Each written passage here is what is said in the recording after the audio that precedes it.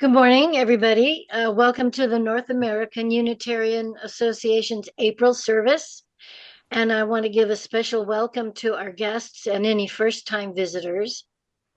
The North American Unitarian Association, NAUA, is a member service organization dedicated to supporting and promoting the practice of liberal religion by embracing freedom, reason, and tolerance, rooted in our commitment to the inherent worth and dignity of every person and all peoples.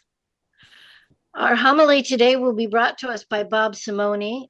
He's our treasurer, a board member, and a member of the Hayward, California Fellowship. He'll be talking about the latest research on life after death, very appropriate for this Saturday before Easter. Be sure to stay after the service for group discussions. There'll surely be some very interesting stories shared. Twice a month, our communications committee emails out a newsletter called The Compass with announcements of events and other items of interest. And also, NAUA publishes from time to time The Liberal Beacon, a journal offering opinion pieces, history, poems, and other more formal communications.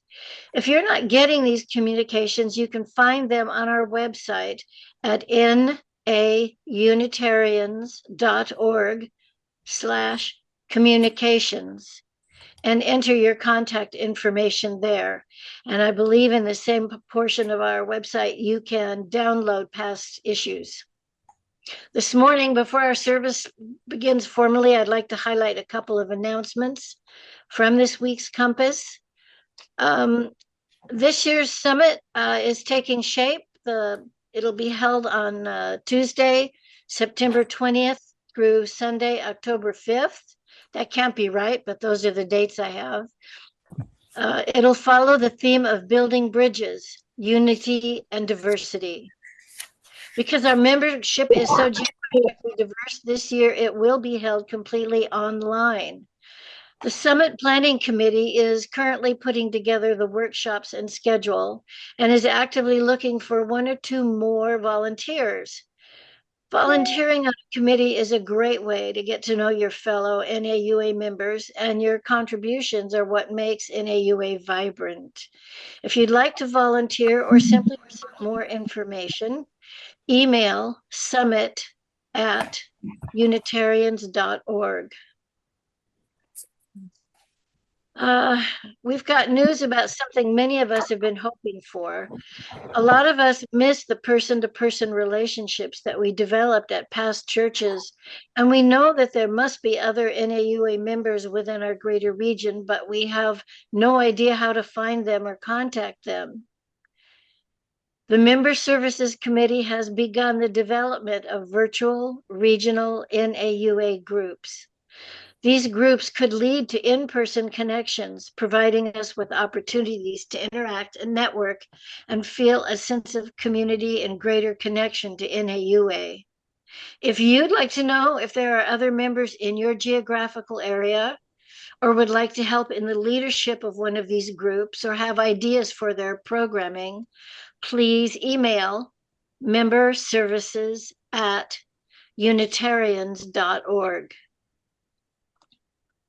The NAUA Academy will be hosting Dr. Matthew Shear and a presentation on a vision for liberal religion on May 13th. Our living tradition asks us to continue evolving with the times, and Dr. Shear will share with us a positive view of what a liberal religion for the 21st century could look like. If you're interested, you can register for this free presentation by going to our website, naunitarians.org, and looking under programs/academy. Well, if you'd like to know more about our programs, including online circles where you can connect with other members, new and ongoing workshops, lectures, and videos of past services, you'll find them there on our website, naunitarians.org, primarily under the programs or events tabs. All right, with that, we can begin today's service.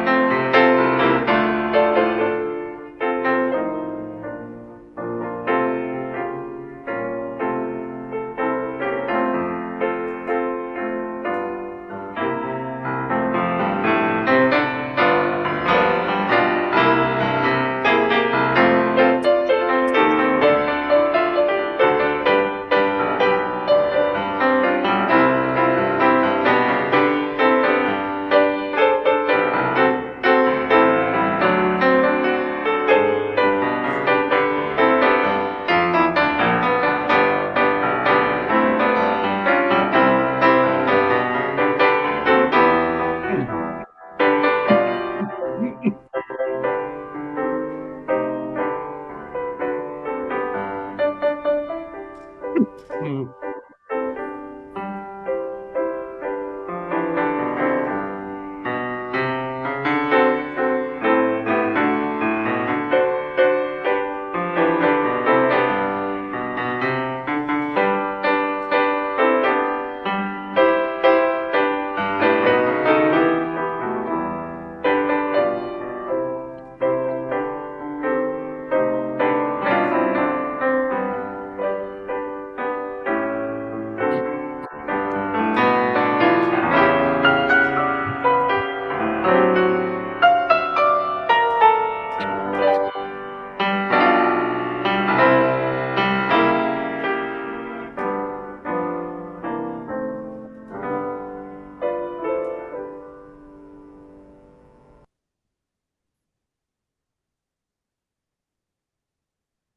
Excellent.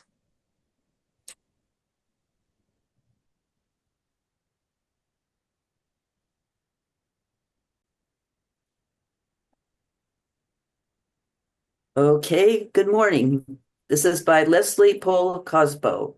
Flame of fire, spark of the universe that warmed our ancestral hearth, agent of life and death, symbol of truth and freedom. We strive to understand ourselves and our earthly home.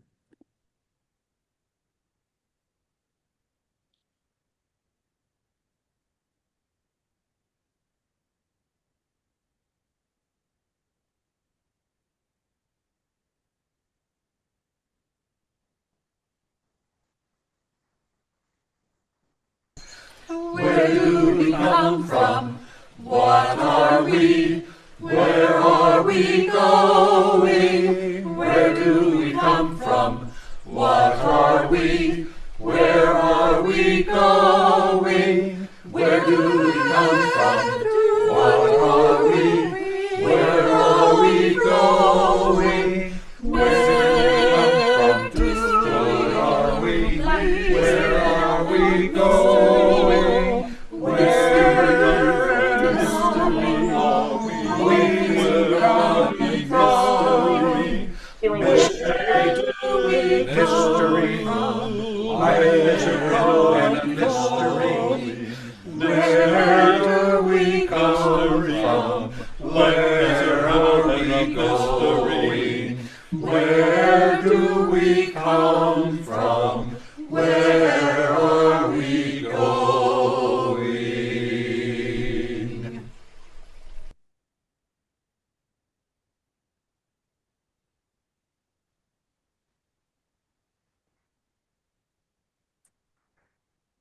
Hello, thanks for joining our service this morning. Conveniently, this month's NAUA monthly service falls on the day before Easter, when Christians celebrate the raising from the dead of Jesus of Nazareth, who they then believe ascended into heaven and sits at the right hand of God Almighty, his Father. I was raised believing this and pretty much believed everything I was taught about my Roman Catholic faith until the age of 26, when during the course of one transcontinental flight, my childhood and young adult faith was replaced by a belief in Unitarian Universalism. That's a topic for another conversation, though. What I wanted to talk about today was possible scenarios for life after death other than the one that Christians are promised. Although it is certainly difficult to improve upon lifelong bliss amongst our loved ones in a heavenly paradise, recent research and investigations have brought up possibilities of more likely options. As I've grown older and acquired a lifetime of knowledge, I started to think it would be such a shame to have all this knowledge perish when I die or slowly evaporate as my mental faculties decline. Wouldn't it be great if this knowledge and life experiences could be carried into another lifetime? We'll see what others have to say about that. And now we're going to hear a poem written by one of our members, Ken Marino.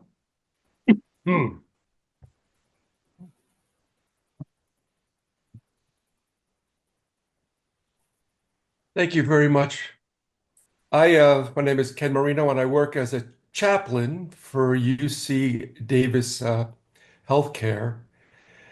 And I wrote this poem a couple of months ago. I tried to share it, but for some reason I'm not able to. But it really looks at death from the point of view of a more Eastern maybe Buddhist, maybe pagan notion where death is not seen as an opposite to life, but birth and death are something that are happening constantly and continually throughout life. It's kind of a different way of looking at things than, say, the Abrahamic view where Moses says, I set before you life and death, prosperity and disaster, choose life, where there's dichotomy. So in this story, called The Songs of Sorrows 1, there was a man who came on death and laughed until he cried. He looked at death so brazenly and stared into his eye. With fist he clenched, his teeth did grind. He felt his fury quicken, but underneath his grit and rage he could feel his sorrows thicken. Is it for you my life has searched, my destiny has won? He asked death with an intrusive tone, and so their song begun. Do you think that you are bold, and perhaps that you think you could? Shake me till I wince in fear and come undone for good. I've got some news, I tell you now, I've learned a thing or two. I've come with queries for your regard, so let this song ensue. I couldn't always see ahead or know what's left behind, and sometimes life had battered me, and my soul was misaligned. It seems as though my hopes and dreams were near but out of reach. I tasted triumph many times, but never did it keep. I sought out love and so assured as meadows filled with grain, but in return could only steal its moments of heart's pain. I looked for simple things and then I looked for wealth and fame. I felt the summer in my soul and comfort in the rain. I mused the autumn and the spring, each gave their gifts of merry. The beauty that the seasons enslaved could my heart quite ferry. Dressed in solace were the vices onto which I clung. I felt the hand of Connell's call that lured me till it stung. I sampled all I've had to give and drew it to my core. I asked that it would satisfy, cater, or restore. Yet vacancy often filled what couldn't be arranged. To live one's life eviscerates what could not be exchanged. And as I feared my way through days, I journeyed toward the source, to ask the one who witnesses with discernment in due course, to turn me once around as if to adjust my unsure footing, that circle that did dizzy me if they're only for the pudding. I felt my heart was all alone, at times there was no answer, and my breath lingered for the sake of calling for the dancer. I thought not that you'd ever come, I lived my life in vain. I knew not what it really meant, at times held with disdain, but now you've come to call me home, I guess that's why you're here. Oh, if I've lived millennia, it felt like just a year. And death did answer, I come not forth, for I have always been. I have walked with you in pace, a true companion. A friend or foe, I held you tight, to lead you not astray, until the day that I would leave and let you on your way. I have helped you grow on memories that stitched you with a life, and lifted you when you did fall upon the blows of strife. I led you on a life of change, though I may have been off-putting. The strife and hopes you tried to grasp were lessons for the cutting. Look not upon my countenance and see of me a foe, for if I were a nemesis, it was just to help you grow. When all is done, the hardest part is to let go of all your doubt and fill your heart with tenderness that lets your sorrows out. I ask you now to ponder this and grant yourself release from all the pettiness and fear that hinder gentle peace. The man stepped back as though his heart had beat a humble truth. In desperation let out a plea, "O death, you are a sleuth. You say that you have come not forth, as a shadow led your remnant, and that you have always been with me, a friend and omnipresent. If that be, I wonder how your stride was quite insidious. Your pack seemed deftly absent, as I lived my life oblivious. I wandered on from youthful days and watched as life went by, to hold and touch as memories faded towards the sky. A glimpse of light and ever fraught without utility, I stumbled towards the vast unknown with sheer humility.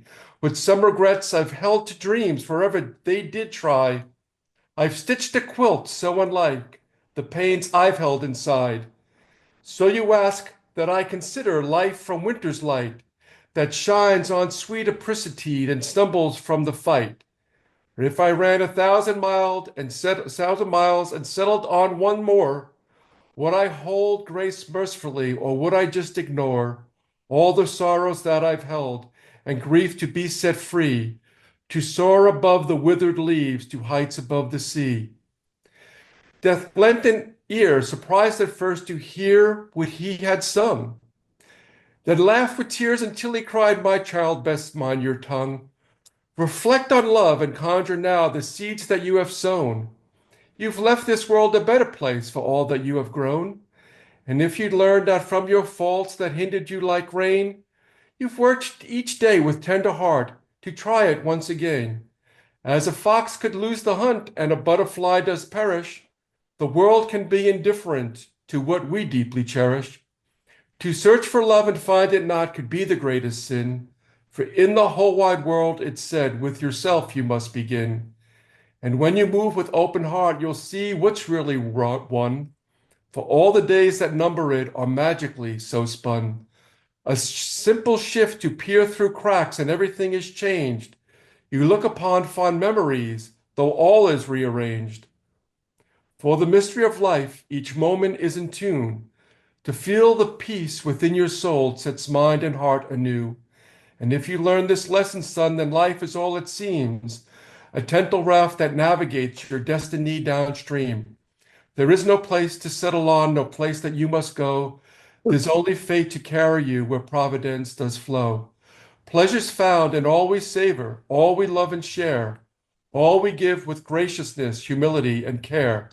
Worry not or hold regret, for what you see hereafter will amaze your gentle soul through the forging of the master. O death, it seems your wisdom lay upon my stones of doubt, and leads me towards my own maze so I can find my own way out. I take these words a tender gift forever in my heart. Forgive all and ask all to forgive if I've not done my part. It is love that teaches us and opens us to living with humility and gratitude. Faith opens in thanksgiving. It is with gratitude I bid you fond adieu, for now I know there is no fear in giving life its due. It is my destiny to find my life to be achieved and satisfied to reflect upon with all that I've received. I take a step from yesterday into a stream of pearls that glisten, twinkling rays of love that loose me from this world. As from a dream my soul awakens, rising towards the one. I feel a warmth caress my face, and know life's just begun. Thank you for listening to my poem today.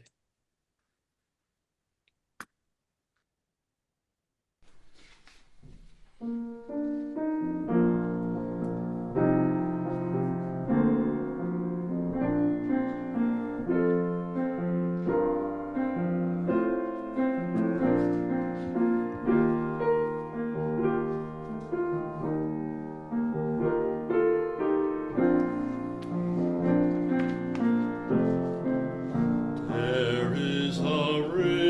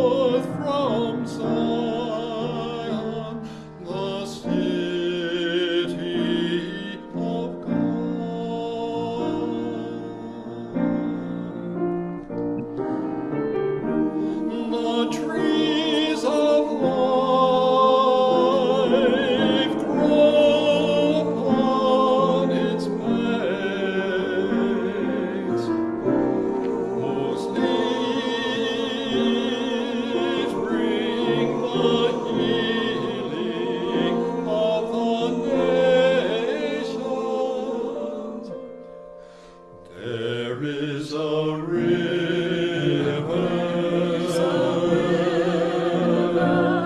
whose streams flow forth from Zion, the city of God.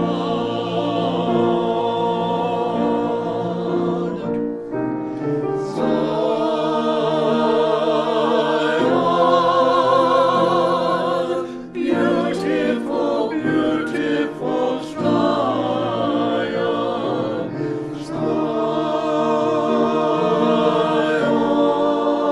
Zion, beautiful city of God. There is a river whose streams flow forth from Zion, the city of God.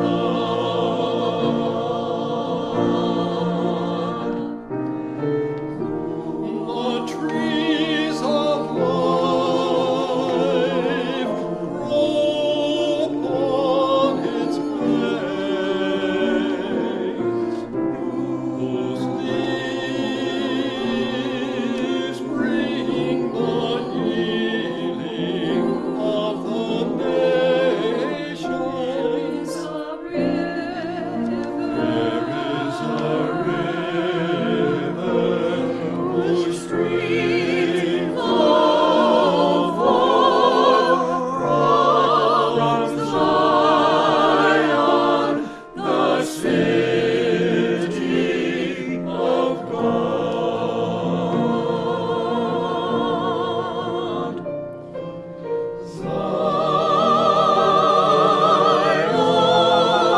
Zion, beautiful, beautiful Zion, Zion,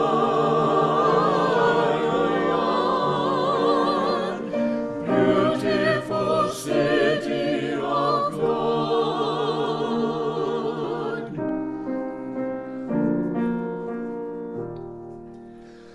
There is a river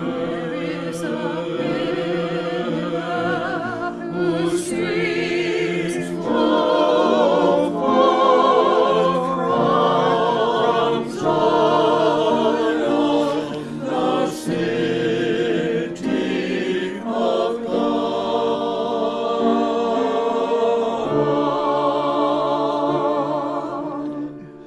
From Zion, the city of God.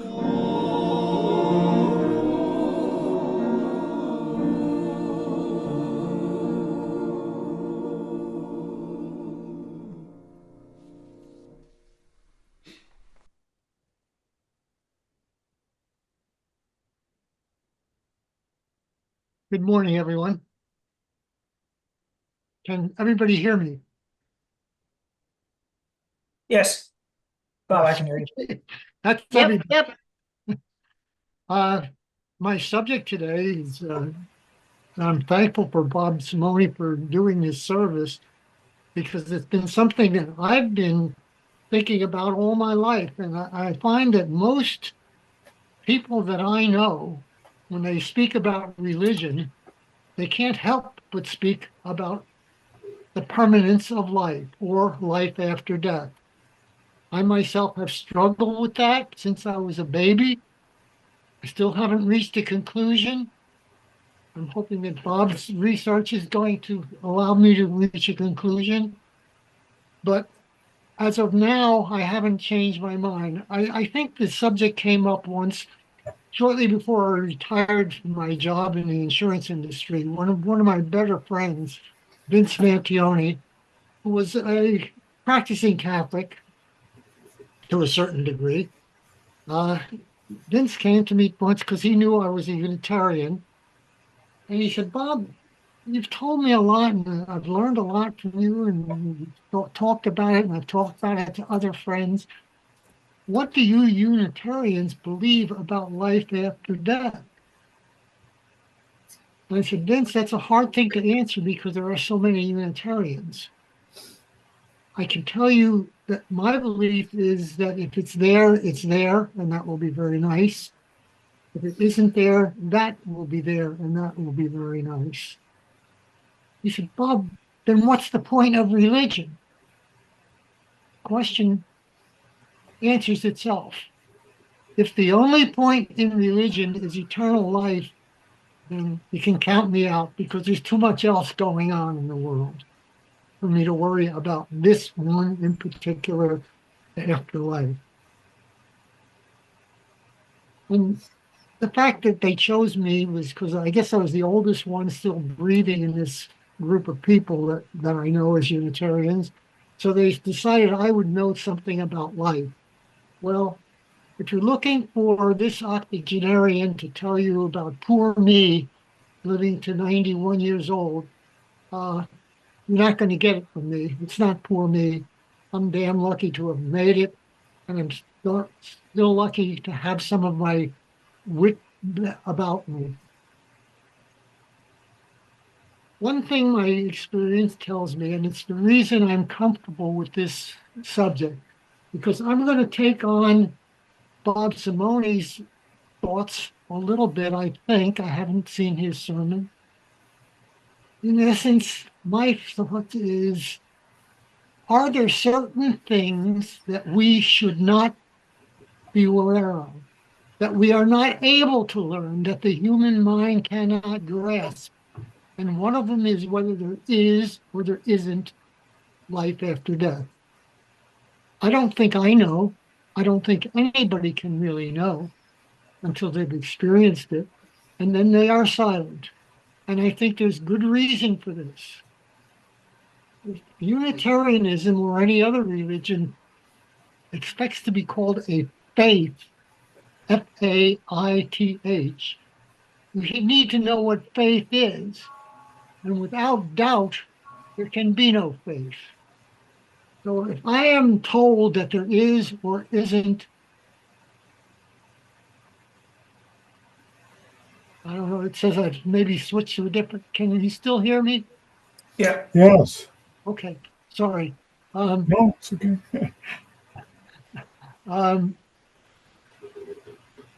If, if I can't have faith, then what point is there in religion? If everything is explained to me, yes, if you do this, this, and this, you'll go to heaven and you'll sit and play a harp forever. I prefer the banjo myself, but I'll take a harp forever. The fact of the matter is, without doubt, there can be no faith. And without faith, you can only have doubt. And that's the reason I think it's impossible for us to know whether there is or is not a life after death. I think it would be detrimental to all religions if we ever really found out that there was or wasn't, one way or the other. It would take all the mystery out of it and all the needs out of it. Of course, I have shed no light on the specific question raised in Bob Stiff's sermon. Can we agree it is beyond our limited human comprehension to even try? But rather than just trying to let me pose a question, is it just possible that the humankind's creators intended that there be gaps in our ability to capture and comprehend certain truths or fallacies? If we consider the notion of faith, what part would faith play in today's species on every aspect of every issue that could be known?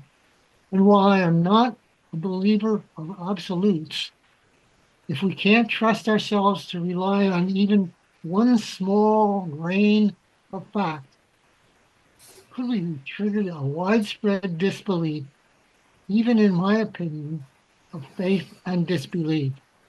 I sincerely look forward to altering my thoughts after listening to my friend Bob. I'll hold back any temptations to say that it's just your wishes as opposed to mine. It's a personal choice. And my personal choice is I cannot know the truth. Neither can you, neither can anyone. Searching for it can be a great adventure, but don't look for the golden goose at the end of the rainbow. That's a mixed metaphor, if ever there was one. So, from place to place, we'll start with the disagreement and recognize that disagreement does not necessarily mean war. Thank you for listening. All right. Thank you, Bob. Appreciate your thoughts on this topic. Now, I wanted to start my sermon with a discussion on what is consciousness. After all, when I discuss life after death, I'm not talking about the life of our physical bodies, which are deteriorating before our very eyes, but rather the continuation of our consciousness, which early religions may have referred to as the soul. According to Dr. Sam Parnia, an associate professor of medicine at NYU, there are two categories of thoughts on what defines consciousness. One is that somehow electrical or chemical processes in the brain lead to your thoughts, your sense of awareness, and your consciousness. The problem is that there's no science that supports that. Basically, there's no evidence that shows us how a single brain cell, which normally produces proteins, could suddenly lead to this incredible phenomenon of thought and awareness. Some people believe that if you somehow connect hundreds of thousands or millions of cells together, essentially through circuits with electricity, that somehow magically you will give rise to consciousness and thoughts. There's never been an experiment, for example, that shows how brains or brain cells can generate thoughts. Thoughts seem to be a different type of matter to what brain cells in any cell in the body can do. The other category of opinions, and this includes Nobel Prize-winning neuroscientists like the Australian neurophysiologist Sir John Eccles, is that the brain is actually an important conduit. But your consciousness, that is your mind, is a separate entity that interacts with your brain. In the same way that when you use your computer to access the internet, your computer is not the source of the content of the internet, but without the computer, you cannot access it. So the computer is a conduit to the internet. Another one of the eternal questions is what happens to this consciousness when we die? For most of human history, once a person died, it was assumed that nothing would really be happening in their brains. That consciousness was like a light switch. It's either on or it's off. But with modern MRI and EEG machines, fascinating discoveries have been made. A few seconds after we die, there's an explosion of activity in our brains. They light up like a Christmas tree, especially in areas associated with dreaming and altered states of consciousness. And essentially what has been discovered is that as people and animals die, the brain and most of the function is lost, but then suddenly either 5 minutes before or up to 5 minutes after, there's in some cases a sudden surge of electrical activity in the brain of a very high frequency that lasts for a very short period of time and then is lost. This may be a brain marker of people having these hyperlucid, hyperconscious, recalled experiences of death as they're going from life into death itself. And a signal may have been found which further corroborates these testimonies that have come back from millions of people from around the world with these near-death experiences. Dr. Parnia has conducted the largest study ever, interviewing people who have come back from the point of death and documenting what they experience and looking for patterns. The study is called AWARE-2, a program which involved thousands of people at more than 25 hospitals with 33 investigators, mostly in the US and the UK. Before the widespread use of cardiopulmonary resuscitation in the 1970s, the line between life and death was pretty distinct. But when the use of that life-saving medical technique became common, many people who had survived episodes of having their hearts stopped and going beyond the threshold of death were recalling very vivid and universal experiences about themselves, which were labeled near-death experiences. And the reason that term came about was because in the 70s, people didn't realize you could actually go beyond death and be brought back to life again. So that term isn't considered to be accurate anymore. The new term that is being used is called recalled experience of death. In this study, 15% of participants reported having vivid recalled experiences of death. As people go through death, either just before their hearts have stopped or after their hearts have stopped, they go through an inner experience that is completely unique. They feel that their own consciousness is not annihilated, that it continues to exist, but it actually expands. They describe it as if it suddenly becomes vast, something they've never experienced before. And at that same moment, they feel like they're able to gather information about what's happening to them by perceiving it from outside their bodies. And they're able to describe what doctors and nurses were doing who were trying to revive them in accurate detail. And then incredibly, they're able to relive every single moment of their life, everything that they've done. They experience every interaction that they've had with other living beings, whether human or otherwise, and they're reliving what they did, but also reliving how the other person or the other entity felt and what they experienced as a result of the interactions that were happening. So they're feeling both perspectives. It's seen purely from the perspective of how they conducted themselves based upon moral and ethical views. So they end up reevaluating their lives in a deeply purposeful manner. And they come to recognize that there was a higher purpose to their life, which was to better themselves based upon morality and ethics. And this is completely universal. It doesn't matter what people believe. It doesn't matter where they came from. It's the same overall understanding. They were able to show with 98% mathematical certainty that these recalled experiences of death are totally different and are unique, and that occur in relation to death. It doesn't matter where people come from, what their background is. Even an atheist who didn't believe in anything would say, I don't know why I had this experience because I didn't believe in anything. It's almost like they think it shouldn't be happening to them, but it should be happening to other people. Conversely, for a deeply religious person who'd spent a large amount of time conducting various religious rituals, in their death experience, none of these practices are ever remembered. What it boils down to is what they did with their lives. Now, if these experiences were being imagined based upon people's religious or cultural backgrounds, then you would expect people to be highlighting those aspects of their lives. If these were constructs of their own minds, there should be a lot more variety in what people said, but that didn't happen. It all boils down to not what you said you believed, but how you conducted yourself in life.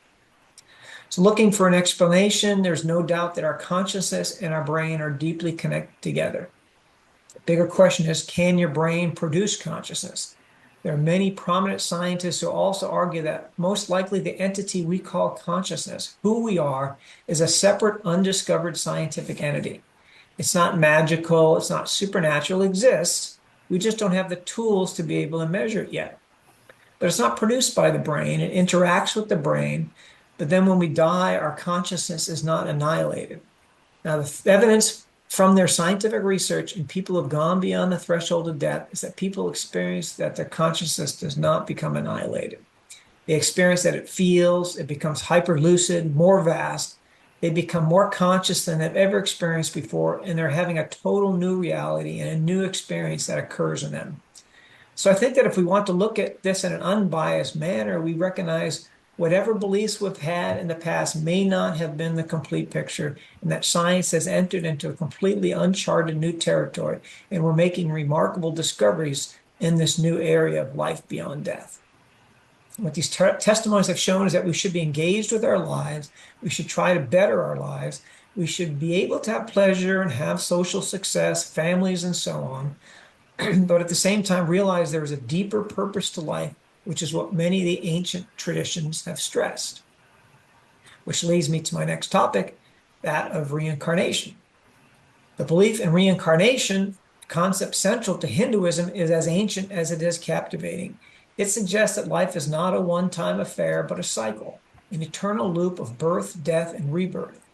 This notion is deeply embedded in the spiritual consciousness of millions and is articulated in sacred Hindu texts such as the Bhagavad Gita and the Upanishads.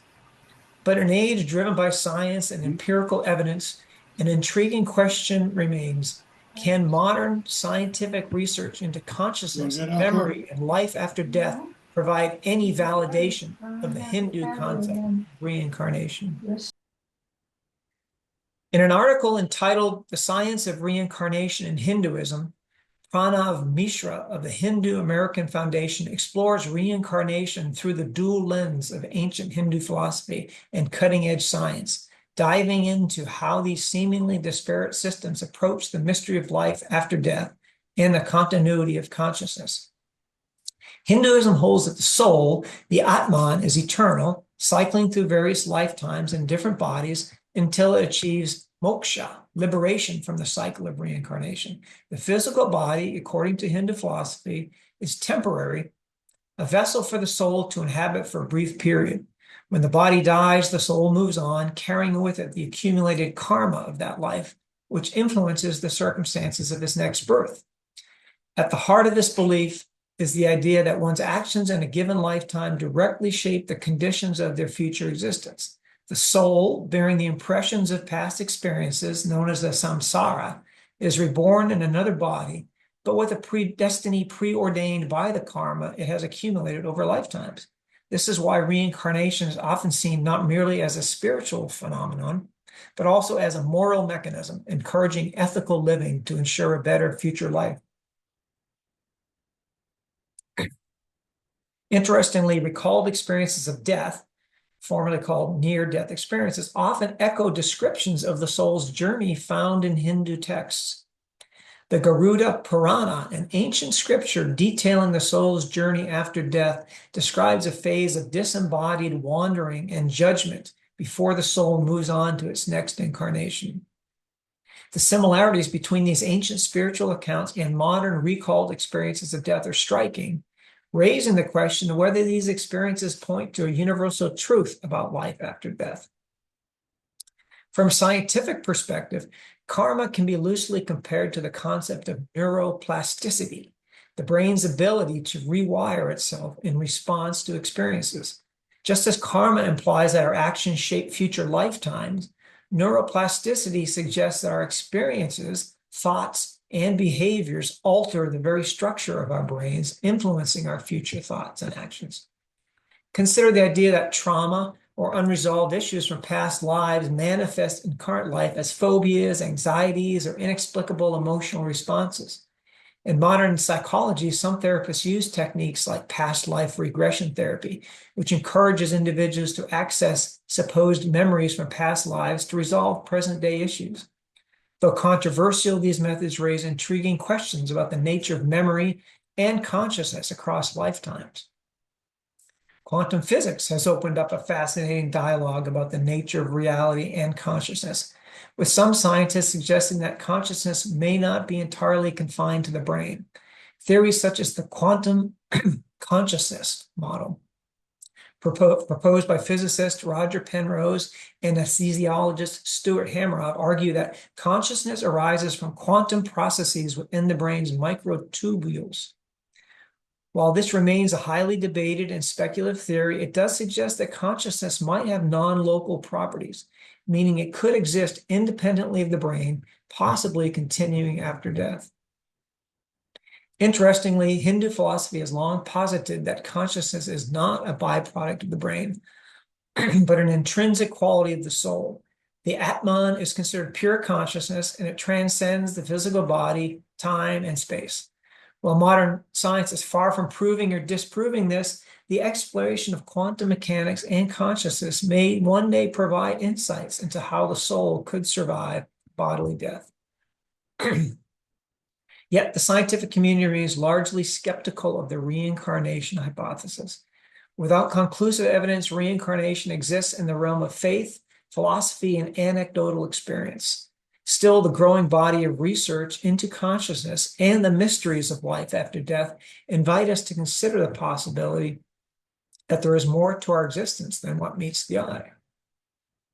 I wanted to finish my sermon by discussing the work of the Division of Perceptual Studies, DOPS, a research unit within the Department of Psychiatry and Neurobehavioral Sciences at the University of Virginia School of Medicine. From their About Us page, we learn current mainstream science and philosophy portray mind, personality, and consciousness as nothing more than byproducts of brain activity. DOPS strives to challenge this entrenched view by rigorously evaluating empirical evidence that suggests consciousness survives death and the mind is distinct and separable from the brain. And we are not alone. Growing numbers of people are becoming convinced the prevailing physicalist view is fundamentally flawed, and research needs to extend in directions that will accumulate genuine, extraordinary experiences without loss of scientific integrity. DOPS was founded in 1967 by Dr. Ian Stevenson, whose pioneering studies were referenced in the article I just cited about the science of reincarnation in Hinduism. That author wrote, Dr. Stevens' research into children who remember past lives has uncovered thousands of cases in which individuals, often children, claim detailed memories of previous lifetimes. These claims are often accompanied by physical birthmarks or deformities that match injuries or conditions described in the supposed previous life. Skeptics argue these are coincidental or influenced by environmental factors, but Stevenson's work remains one of the most comprehensive scientific studies exploring the possibility of reincarnation. In 2014, Dr. Jim Tucker became the director of DOPS. He continues Ian's work on reincarnation, focusing on children who report memories of previous lives and on American cases in particular. He has written several books on the topic. Two cases in the U.S. that are particularly persuasive are James Leninger and Ryan Hammonds. The information they provided seems to defy any explanation other than the continuation of consciousness after death. You can find published books and articles on these cases, which I have read in depth, and let me summarize them here. James Leninger, who a little more than 2 weeks after his second birthday began having blood-curdling nightmares that just would not stop. When James began screaming out recurring phrases like, plane on fire, little man, can't get out, his parents finally admitted they had to take notice. When details of planes and war tragedies no 2-year-old boy could know continued, including knowing the name of the ship he said he was on, which took part in an obscure World War II battle, his parents pieced together what their son was communicating and eventually discovered he was reliving the past life of fighter pilot James Houston. As his father, Bruce Leninger, struggled to understand what was happening to his son, he also uncovered details of James Houston's life and death as a pilot that will fascinate military buffs everywhere. As for the story of Ryan Hammonds, when he was 4 years old, he began directing imaginary movies. Shouts of action often echoed from his room. He said he remembered a big white house and a swimming pool. It was in Hollywood, many miles from his Oklahoma home.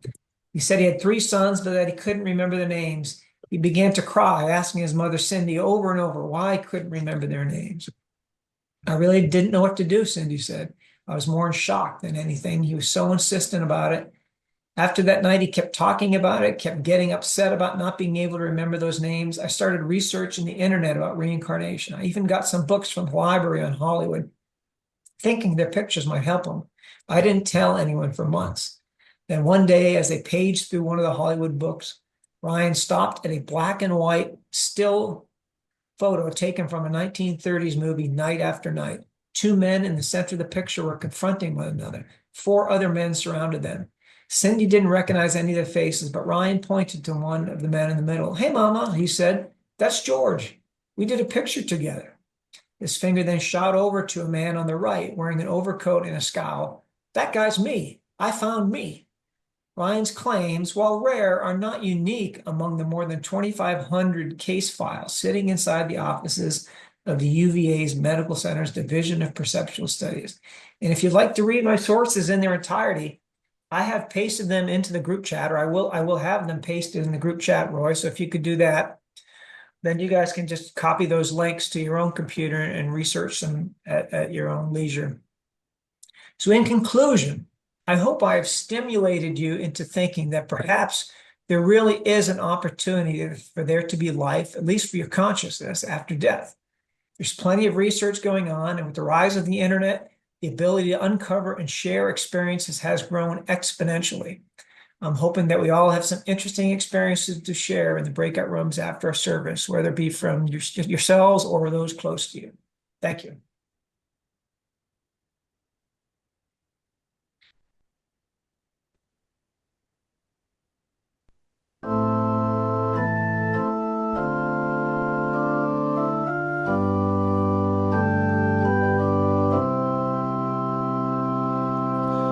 Spirit of life, come to me. See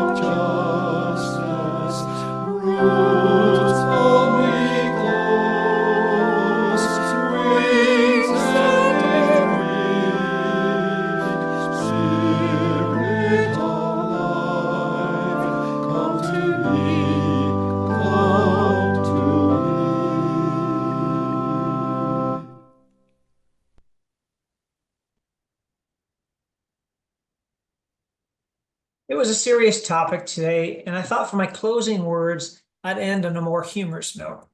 Coincidentally, one of my favorite jokes I've told many times over the years happens to be on the topic of life after death. It starts with a tight-knit group of friends who frequently socialized together and became distraught with the sudden passing of one of them named Jack. One person suggested that they hold a seance and try to reach him in the afterlife. So they got together one evening, laid out a Ouija board, dimmed the lights appropriately, lit some candles. Then they called out to him, "Jack, Jack, can you hear us? Please say something if you can hear us." After a few moments, they finally heard a voice resonating loud and clear. "Hey guys, it's me, Jack. Good to hear from you. How are you doing?"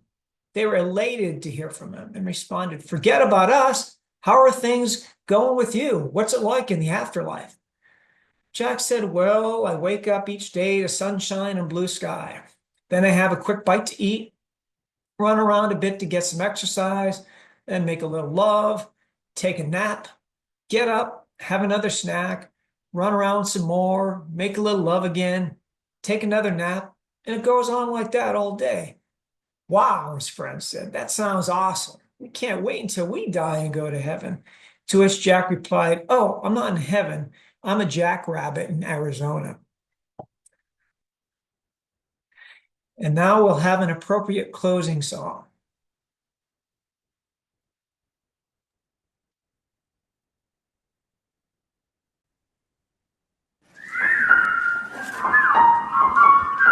Yeah, okay, you'll get your cue when we start.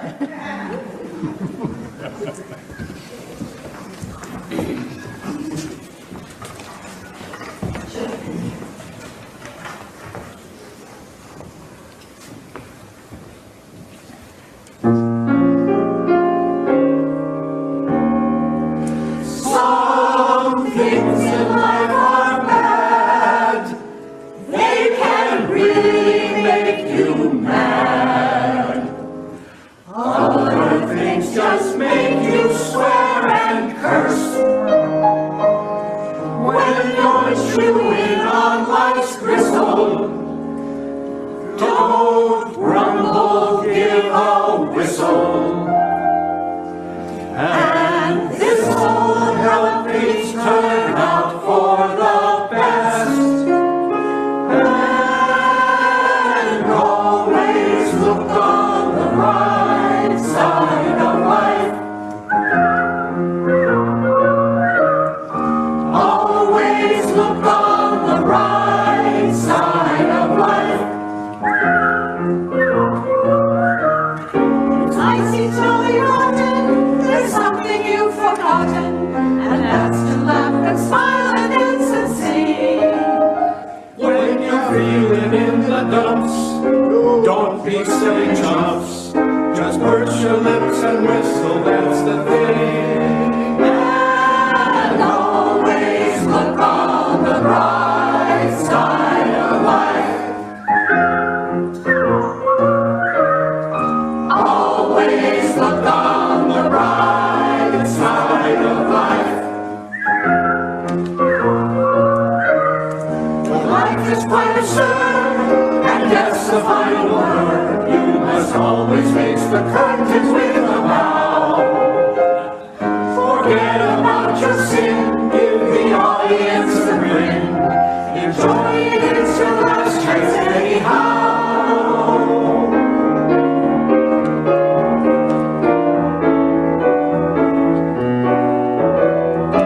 Always look on the bright side of death. Just before you draw your terminal breath. For life is quite absurd, and death's the final word. Life's a laugh and death's a joke, it's true. You'll see it's all a show, keep them laughing as you go. Just remember that the last laugh is on you.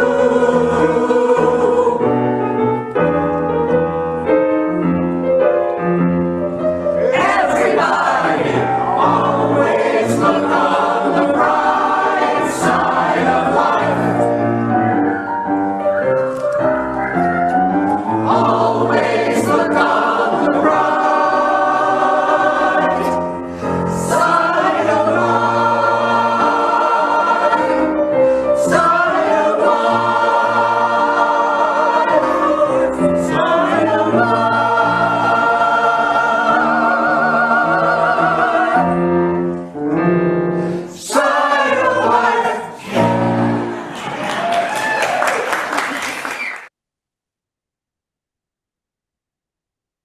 Excellent. Thanks.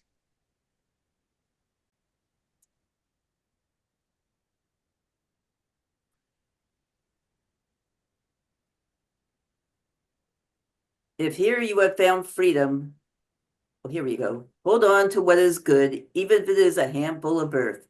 Hold on to what you believe, even if it is a tree which stands by itself. Hold on to what you must do, even if it is a long way from here.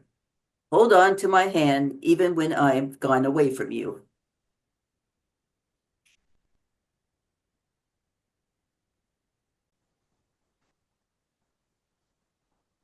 I think Bob's on here.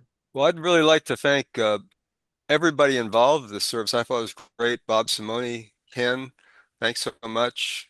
Thanks to Lorraine, Levon, Bob Meyerson, everybody involved. I thought it was really good.